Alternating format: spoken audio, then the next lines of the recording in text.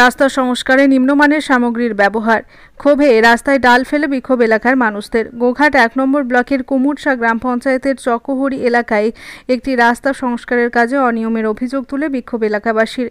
এলাকার মানুষজনদের দাবি, রাস্তা সংস্কারের কাজে নিম্নমানের সামগ্রীর ব্যবহার তো হচ্ছে, এই সঙ্গে সঙ্গে হচ্ছে কম পরিমাণে সামগ্রী দেওয়া। তাদের আরও দাবি, চকহরি এলাকার ৩ কিলোমিটার রাস্তা সংস্কারের জন্য যে পরিমাণ রাবিশ ফেলা হয়েছে, সেই রাবিশ থেকে স্থানীয় অঞ্চল সভাপতি নেতৃত্বের ঠিকাদার কিছু রাবিশ অন্যত্র সরিয়ে নিয়ে যায়। এমতো পরিস্থিতিতে স্বাভাবিক কারণেই কম পরিমাণ সামগ্রীর ব্যবহার করা হয় রাস্তা সংস্কারের কাজে। অঞ্চল সভাপতির বিরুদ্ধে অভিযোগ যদিও অস্বীকার করেছেন তৃণমূল অঞ্চল সভাপতি, কিন্তু স্থানীয়রা বিক্ষোভের পাশাপাশি রাস্তার কাজ বন্ধ করে দিয়েছে। তাদের দাবি, সঠিক পরিমাণ এবং সঠিক সামগ্রী দিয়ে রাস্তা সংস্কার না হলে তারা কোনোভাবেই কাজ শুরু হতে দেবে না। হুগলির গোঘাটের কুমুরসার চকহরি থেকে সন্তোষ সাঁতরার রিপোর্ট, সময়ের সংবাদ। বলছে এর সাথে অঞ্চল সভাপতি যুক্ত আছে, অঞ্চল সভাপতি প্রধান এখান থেকে মাল দিয়ে অন্য জায়গায় বিক্রি করছে।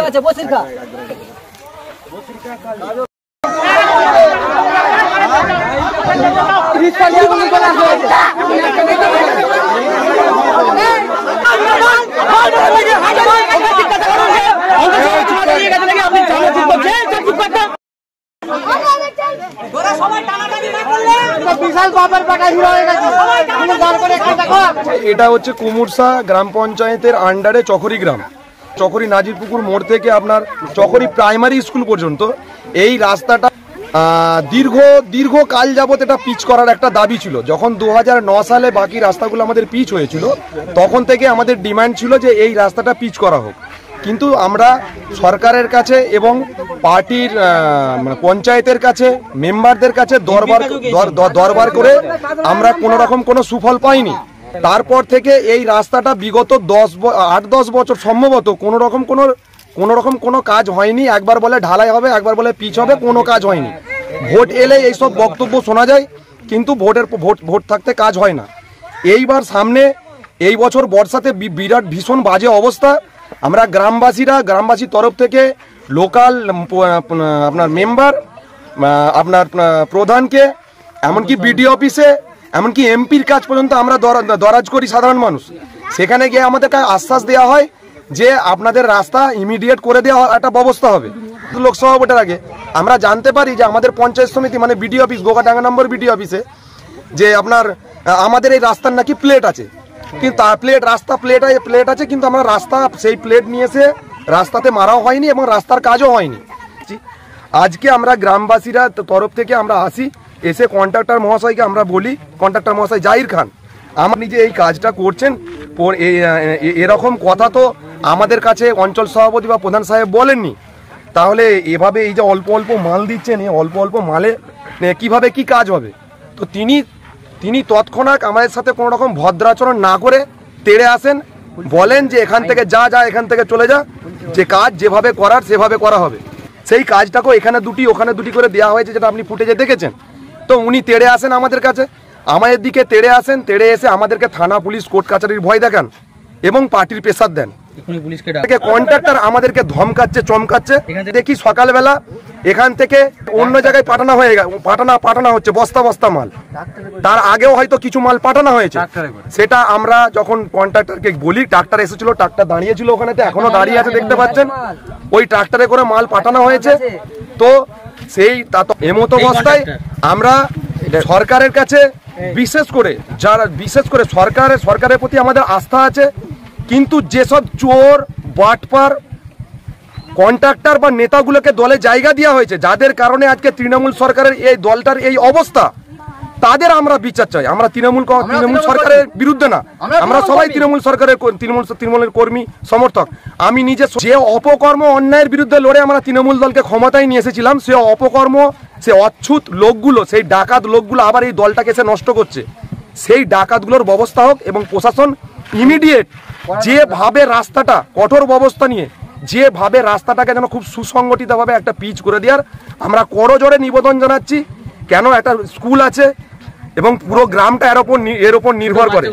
তো আমি আবেদন করব সরকারের কাছে গ্রামবাসীর তরফ থেকে যে অন্তত এই রাস্তাটুকু আপনারা করে আমাদেরকে ধন্যবাদ। আমার নাম শেখ মুশারফ হোসেন।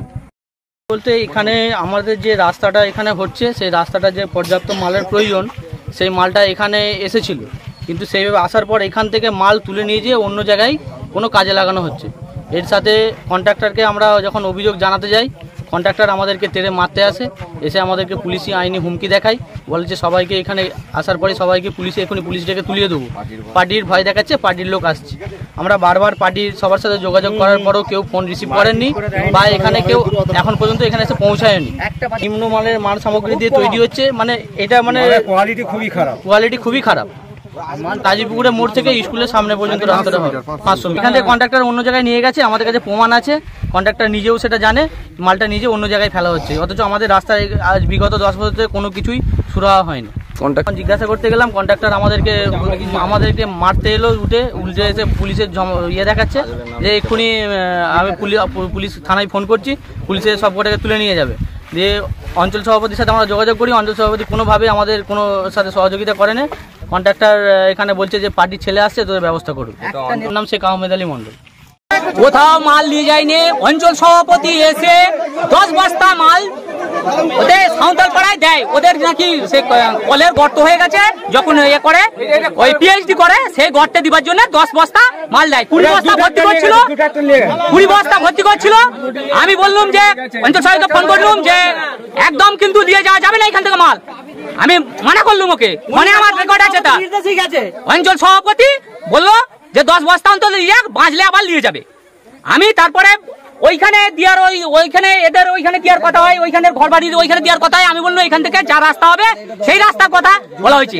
এইখানে রাস্তাটা করার কথা হয়েছিল যে 50,000 টাকা দেবে, হ্যাঁ, 2 গাড়ি রাবি ফেলবে, ব্যাগস ফেলবে এবং 1 গাড়ি টঞ্চিপে ঘাস ফেলবে, 50,000 টাকা। আমি বললাম 50,000 টাকায় আমি করতে পারবো না, 70,000 টাকা আমাকে দিতে হবে। হ্যাঁ, সেই অনুযায়ী কথা হয়ে আমি কাজ শুরু করি। এইখানে এসে আমি যখন কাজ শুরু করি, দেখলাম যে গর্তগুলো আছে, কতগুলো হয়েও কিছু মাল বাঁচবে, সেই জন্য যেই জায়গাগুলো সমান সেই জায়গাগুলোই কিছু কিছু মাল বিছিয়ে দেওয়ার ব্যবস্থা করছি। নিম্নমানের টনচিপের কি মাল তৈরি হয়, ভালো কি মাল আছে, তাহলে জনগণ সেটা বলুক যে এইটা ভালো মাল। সেটা অঞ্চল সভাপতি জানে, সেটা অঞ্চল সভাপতি বলবে কেন যাচ্ছে। আমি এই রাস্তাটা আমাকে মৌখিকভাবে বলেছে কাজ করতে, সেই আমি কাজ করি। আমার নাম জাহিদ সুলতান। দেখুন, ওই নাজিরপুকুর থেকে স্কুলডাঙ্গা যে রাস্তাটা, এই রাস্তাটা খারাপ হয়ে গেছে।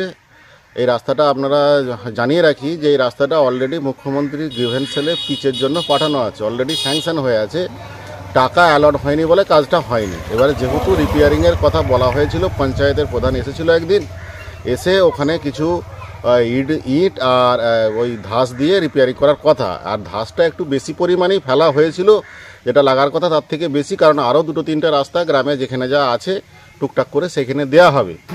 এবং সেইখানে পিএইচির রাস্তায় ফুলোরপাড় বলে একটি জায়গা আছে, পিএইচির রাস্তাটা গর্ত খোলার জন্য রাস্তাটা একদম মোটর সাইকেলের পারাপারের অযোগ্য।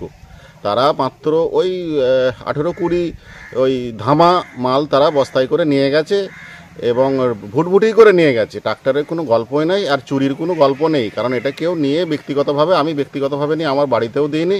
সেটাও পঞ্চায়েতের রাস্তা, সেটাও 2টো জায়গা খারাপ হয়েছিল, তারা বলেছিল, অনুরোধ করেছিল এবং মালটা বেশি যেহেতু ফেলা ছিল 2-3টে জায়গা দেওয়ার কথা, সেই হিসাবেই তারা নিয়ে গেছে। এটা যেটা অভিযোগ করছে এটা পুরো ভিত্তিহীন অভিযোগ। হ্যাঁ, আমি এই গ্রামেরই মানুষ, আমরাও চাই যে গ্রামের রাস্তা পারাপারের অযোগ্য হয়ে গেছিলো যেটুকু, সেইটুকু যাতে মোটামুটি চালিয়ে দেওয়া যায়। আর আপনাকে বলে রাখি, এইটা নতুন পিচ রাস্তা নয়। হয়তো অনেকে ভাবছে যে রাবিসে এই ধাসটা পড়েছে বলে এটা ওদের পিচ রাস্তা হচ্ছে, পিচ রাস্তা নয়, এটা রিপেয়ারিং পঞ্চায়েতের অনুফান্ড থেকে হচ্ছে। কাজল রায়, অঞ্চল সভাপতি, কুমুরসা অঞ্চল তৃণমূল কংগ্রেস।